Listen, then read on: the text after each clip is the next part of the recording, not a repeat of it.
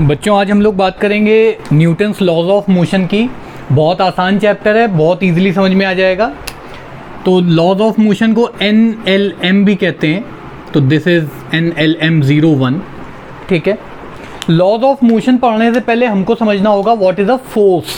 ठीक है, तो हम लोग हेडिंग डालेंगे यहाँ पे फोर्स। क्लास 9th वाला ये, बहुत ज़्यादा चेंजेस नहीं आएंगे यहाँ पे। तो फोर्स की बात करते हैं तो force is an external agent या एक्सटर्नल कॉज कह सकते हो। तो force is an external agent या cause which tends to change the position और motion of a rigid body. ठीक है, रिजिड बॉडी मतलब ऐसी बॉडी जिसका शेप ना चेंज हो सके। Otherwise force can also change the shape as well. तो इसकी डेफिनेशन लिखते हैं, force is an external agent या कॉज, जो भी आप लोग को ठीक लगे, दैट कैन चेंज। ठीक है, आप चाहो तो कैन चेंज लिख सकते हो, आप चाहो तो दैट टेंड्स टू चेंज भी लिख सकते हो, that is also fine. Change the position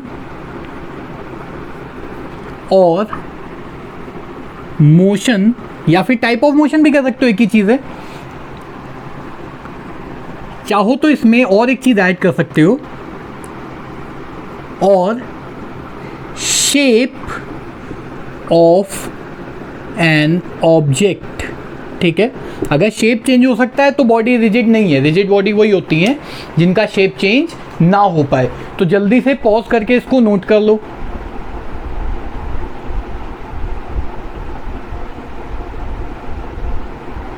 I hope सबने कर लिया होगा। दूसरा पार्ट आता है टाइप्स ऑफ फोर्स। अच्छा, एसआई यूनिट वगैरह वैसे तो 9th में पढ़ चुके हो, फिर भी मैं यहाँ पे लिख देता हूँ। SI unit of force is Newton. ठीक है, जब 1 kg का ऑब्जेक्ट होगा और उसमें 1 मीटर पर सेकेंड का एक्सेलरेशन होगा तो हम कहेंगे 1 न्यूटन फोर्स लग रहा है। इसके बारे में आगे अभी बात करेंगे, अभी नहीं ज़्यादा। सीजीएस यूनिट की बात करें, so CGS unit is dyne and 1 newton. कितने डाइन होते हैं ये हम लोगों ने डायमेंशनल एनालिसिस में देखा होगा, आप लोग को याद होगा। तो 1 न्यूटन में कितने डाइन, ये भी अभी कन्वर्ट करके देखेंगे। अपार्ट फ्रॉम दिस एक और यूनिट होती है, बहुत ज़्यादा यूज़ नहीं होती बट मिल सकती है आपको, एंड द यूनिट इज, यहाँ पे लिख देते हैं, केजी वेट और केजी फोर्स। ठीक, केजीएफ से दिखाते हैं इसको। 1 kg वेट या 1 kg फोर्स मतलब जब 1 न्यूटन, ठीक है, या जब 1 kg का ऑब्जेक्ट, ऐसे समझो बहुत आसान है, 1 kg ऑब्जेक्ट होगा जिसका मास 1 kg होगा, अगर उसमें 9.8 मीटर पर सेकेंड या पर सेकेंड स्क्वायर का एक्सेलरेशन होगा तो हम कहेंगे that there is 1 kg weight force. यानी कि अगर हम कन्वर्ट करें तो we can write 1 kgf equals 9.8 newton. ठीक है, इसको, इन सब चीज़ों को नोट कर लो, बहुत इंपॉर्टेंट टॉपिक्स हैं।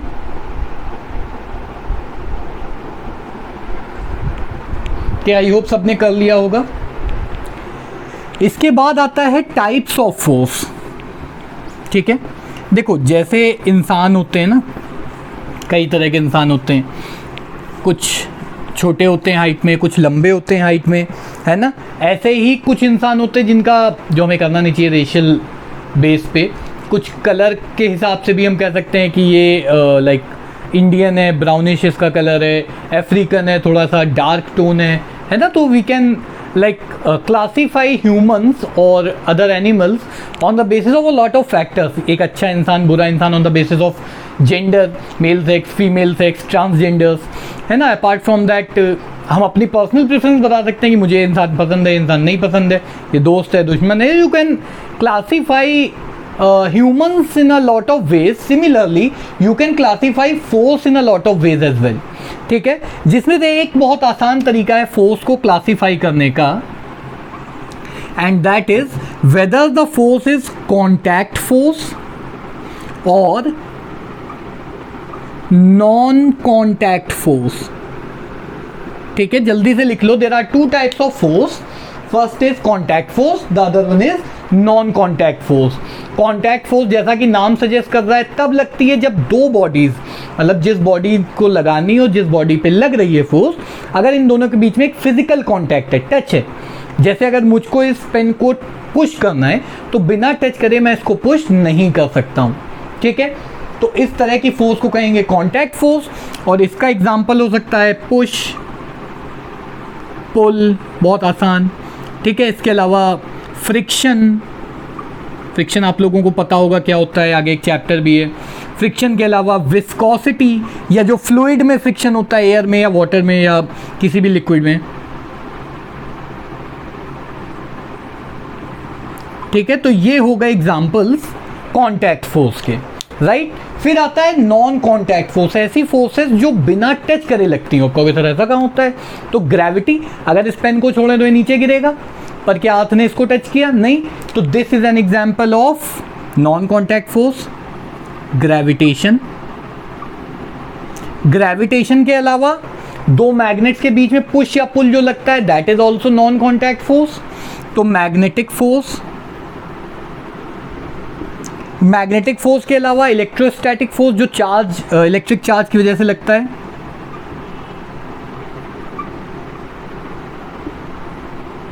And a lot of it, ठीक है। जितने भी कंजर्वेटिव फोर्सेस होते हैं, यानी कि आगे पढ़ोगे लो ये तुम लोग, वो सब नॉन कॉन्टैक्ट ही तुम्हें दिखेंगे। कंजर्वेटिव फोर्स मतलब ऐसे फोर्सेस जिनको अगर हम पूरा घुमा के वापस ले आए लगते हुए एक बॉडी पे कांस्टेंट फोर्स को, तो वर्क डन हो जाता है ज़ीरो। बहुत आसान है, ठीक है। अभी उसके बारे में हम लोग ज़्यादा बात नहीं करेंगे। तो एक तो बेसिस हो गया इनका टच करने का, कि क्या जो एजेंट फोर्स लगा रहा है और जिस बॉडी पे फोर्स लग रही है, क्या वो दोनों में के बीच में एक फिजिकल टच है? अगर है तो कॉन्टैक्ट, नहीं है तो नॉन कॉन्टैक्ट। दूसरा जो क्लासिफिकेशन हो सकता है that is conservative and non conservative force, जिसको हम ज़्यादा पढ़ेंगे आगे वर्क एनर्जी एंड पावर में, या वर्क पावर एंड एनर्जी में, जो भी उसका नाम होगा। इसके अलावा एक और तरह का फोर्स हो सकता है which is a like combination of a lot of forces. We can name it as, बहुत आसान सा नाम है, लाइक एक होता है ज़ीरो फोर्स, एक होता है non zero force. Zero force या इक्विलिब्रियम ऑफ फोर्सेस, जब बहुत सारे फोर्सेस लग रहे हैं उनका रिजल्टेंट ज़ीरो, ठीक है, देयर इज़ नो एक्सेलरेशन। उसके बारे में ज़्यादा बात नहीं करेंगे, सब क्लास 9th का है। अभी जो हम लोग को मेन पढ़ना है that is contact and non contact force. तो जल्दी से दोनों को नोट कर लो पॉज करके, and we will continue. I hope तुम लोगों ने कर लिया होगा नोट। इसके बाद आता है एक टॉपिक इनर्शिया। अब देखो हम लोग पढ़ रहे हैं न्यूटन्स लॉज ऑफ मोशन। जैसे न्यूटन ने 3 इक्वेशन दी थी, वैसे ही न्यूटन ने 3 लॉज भी बताए थे, और तीनों लॉज को पढ़ने से पहले कोई ना कोई कॉन्सेप्ट हमको समझना होता है। फर्स्ट लॉ से पहले हमको समझना होगा इनर्शिया, सेकेंड लॉ से पहले momentum and conservation of momentum, और थर्ड लॉ से पहले भी एक टॉपिक हम लोग पढ़ेंगे। अभी we are not discussing second and third laws, तो अभी हम लोग पढ़ेंगे फर्स्ट लॉ ऑफ मोशन। तो उससे पहले हमको एक सब टॉपिक पढ़ना होगा ताकि हम लोग फर्स्ट लॉ को अच्छे से समझ पाएँ, and that topic is inertia. Class 9th में आप लोगों ने पढ़ा हुआ है, I know this thing, but अगर नहीं आते तो भी हम लोग बेसिक से एकदम स्टार्ट करने वाले हैं। The topic is inertia.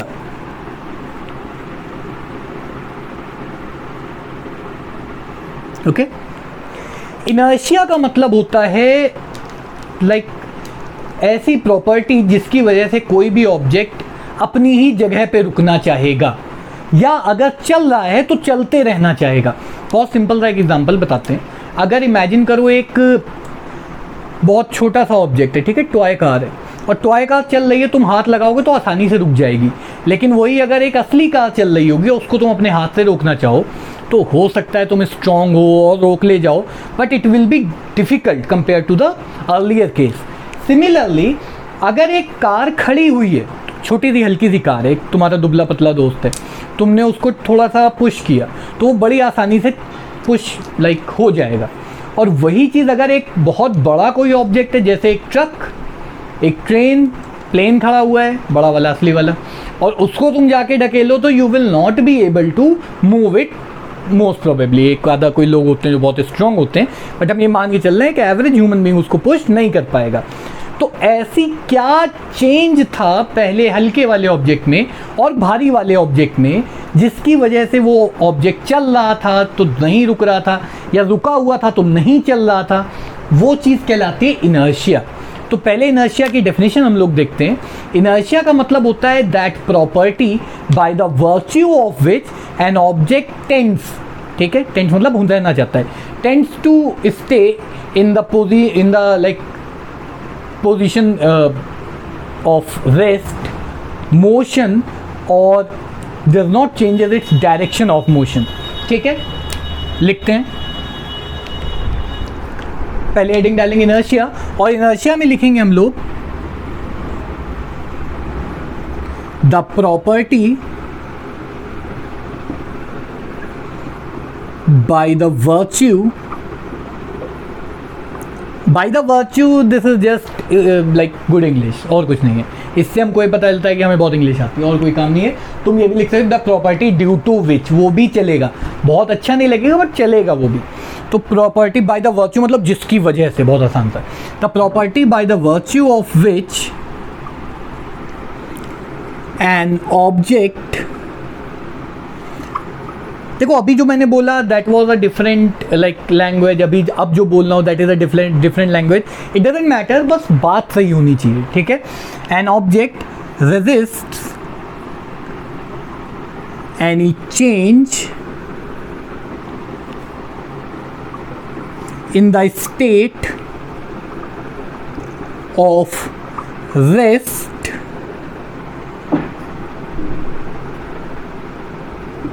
uniform motion or direction of motion।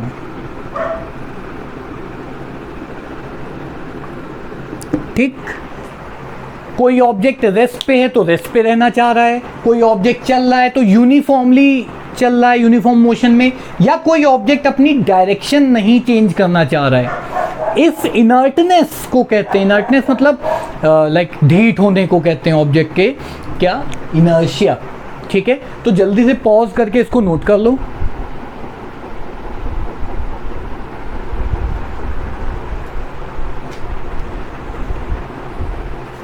And I hope सबने नोट कर लिया होगा।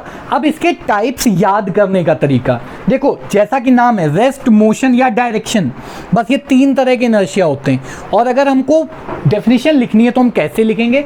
अगर मान लो कोई क्या इनर्शिया ऑफ मोशन, तो बाकी सारी चीज़ें हम लोग हटा देंगे, in the state of uniform motion रहने देंगे, बस ये बन गया हमारा इनर्शिया ऑफ मोशन। अगर कोई कहे कि sir what is inertia of rest, तो हम यहाँ से यूनिफॉर्म मोशन को हटा देंगे और लिख देंगे स्टेट ऑफ रेस्ट। और कोई कहेगा sir what is inertia of direction, तो द डायरेक्शन ऑफ मोशन लिख देंगे, बाकी सब सेम रहने देंगे, बड़ा आसान है। ठीक है, तो अगर एक ऑब्जेक्ट जो रेस्ट पे जो रुका हुआ है वो चलना नहीं चाह रहा है तो हम कहेंगे इनर्शिया ऑफ रेस्ट। अगर एक ऑब्जेक्ट चल रहा है और रुकना नहीं चाह रहा है तो हम कहेंगे इनर्शिया ऑफ मोशन।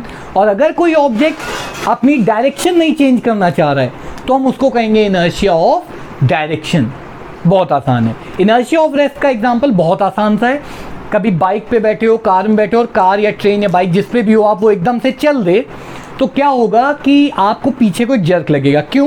क्योंकि बाकी पूरी कार एंड इट्स लाइक जो चेसिस है वो तो चल दी, but you tend to stay in the rest. आपका जो लोअर बॉडी है which is like you are sitting on in a car obviously, and if the car suddenly moves, what happens?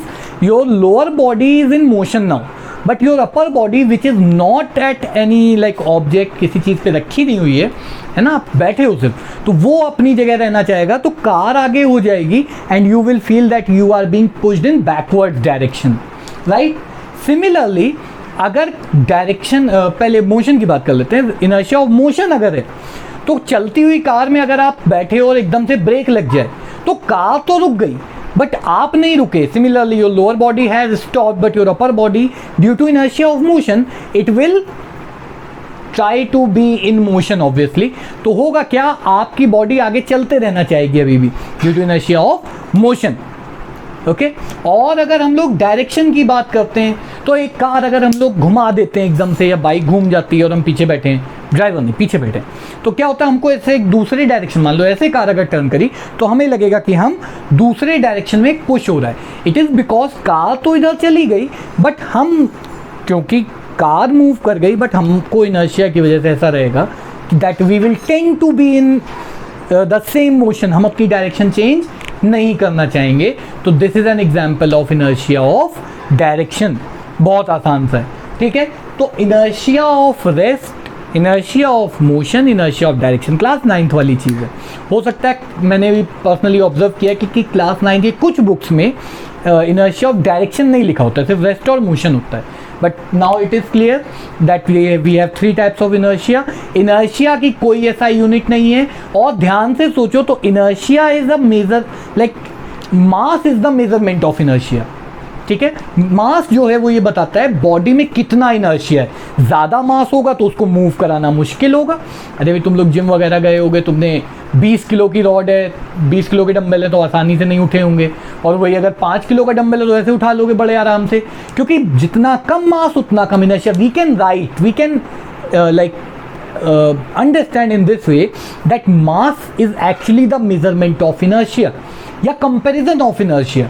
हमने कह दिया इस बॉडी का 1 kg मास है, मतलब अगर किसी बॉडी का 2 kg मास है तो उसका इनर्शिया ज़्यादा होगा. बहुत आसान सा एक कंपैरिजन कर सकते हैं हम लोग.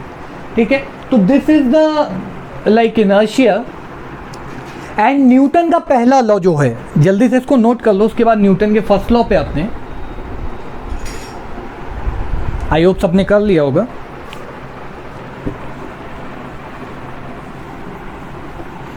और न्यूटन का पहला लॉ है, इसका नाम होता है law of inertia.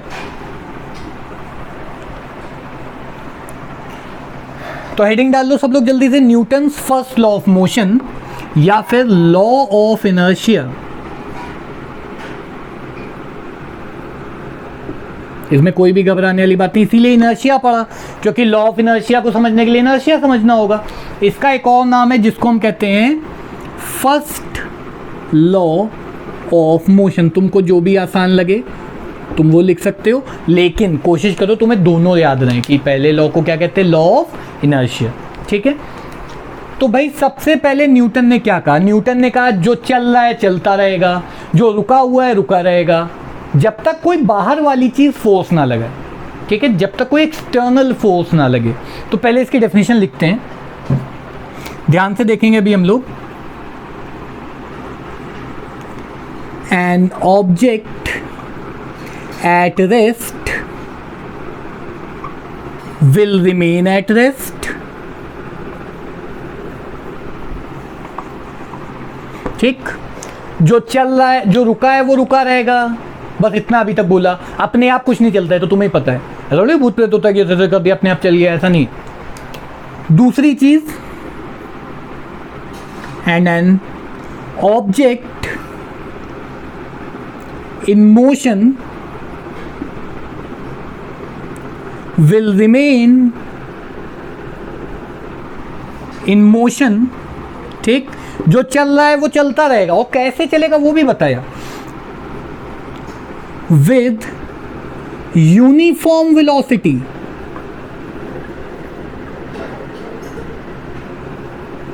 Uniform velocity से चलेगा. ऐसा नहीं कि चल रहा है अपने आप कम ज़्यादा स्पीड हो जाएगी. अपने आप स्पीड भी कम ज़्यादा नहीं होती है, वो तो अपनी अर्थ पे फ्रिक्शन होता है, एयर विस्कोसिटी, एयर फ्रिक्शन होता है, इसलिए हमारी कार, बाइक या हम लोग भी धीमे हो जाते हैं. अगर स्पेस में हम जाके इसको हल्का सा भी ऐसे पुश कर दें ना, तो जिस स्पीड से ये चला था उसी स्पीड से चलता रहेगा. ठीक है. तो an object in motion will remain in motion या स्टेट ऑफ मोशन, जो भी ठीक लगे, with uniform velocity unless an external, ठीक है, बाहर वाली अनबैलेंस्ड फोर्स, अनबैलेंस मतलब नॉन जीरो फोर्स. ठीक है. Unbalanced force acts upon it, बहुत आसान तरीका, जब तक एक ऐसी फोर्स ना लगे जो नॉन जीरो है। तुम ये भी कह सकते हो सर जीरो फोर्स लगा दे तो 0 न्यूटन, नहीं, तो इतना दिमाग नहीं लगाना है। जब तक एक बाहर वाली अनबैलेंस फोर्स ना लगे तब तक एक ऑब्जेक्ट चलता ही रहेगा। तुम इमेजिन करो, आंख बंद करो, तुमको स्पेस में ले जाके किसी ने पुश कर दिया, ठीक है। अभी जैसे पानी हो, एयर हो, तो हम हाथ पैर मार करके तो रुक सकते हैं, लेकिन स्पेस में जहाँ कुछ होगा ही नहीं, that would be very scary, क्योंकि आप अपने आप रुकोगे ही नहीं, ठीक है। तो this is first law of motion, जिसको हम कहते हैं लॉ ऑफ इनर्शिया। बहुत आसान टॉपिक है, ठीक है। इसके एग्जाम्पल्स, आप ये जो पूरा यूनिवर्स है ये एक्सपैंड कर रहा है, क्यों? क्योंकि बिग बैंग के टाइम पे जो यूनिवर्स बना, या कह सकते हो तो बड़ा खतरनाक टॉपिक है कि जो यूनिवर्स एकदम से मोशन में आ गया, वो रुकेगा नहीं अपने आप, ठीक है, जब तक कोई एक्सटर्नल फोर्स ना लगे। सिमिलरली अपने आप कोई चीज़ चलेगी भी नहीं। तो अगर ये हमने यहाँ पे रख दिया और इसको मैं देख रहा हूँ, तो ये अपने आप मूव नहीं करेगा। अपने आप मूव करे तो समझ लो भूत है, भाग लो। तो जल्दी से इसको नोट कर लेंगे हम लोग अभी पॉज करके, और उसके बाद जो सेकेंड लॉ ऑफ मोशन है उसको पढ़ने से पहले हमें पढ़ना होगा मोमेंटम, और मोमेंटम पढ़ेंगे हम लोग नेक्स्ट क्लास में। आज बस इतना ही रखेंगे और इसको तुम लोग जल्दी से अभी नोट कर लो, and we will continue on the next turn.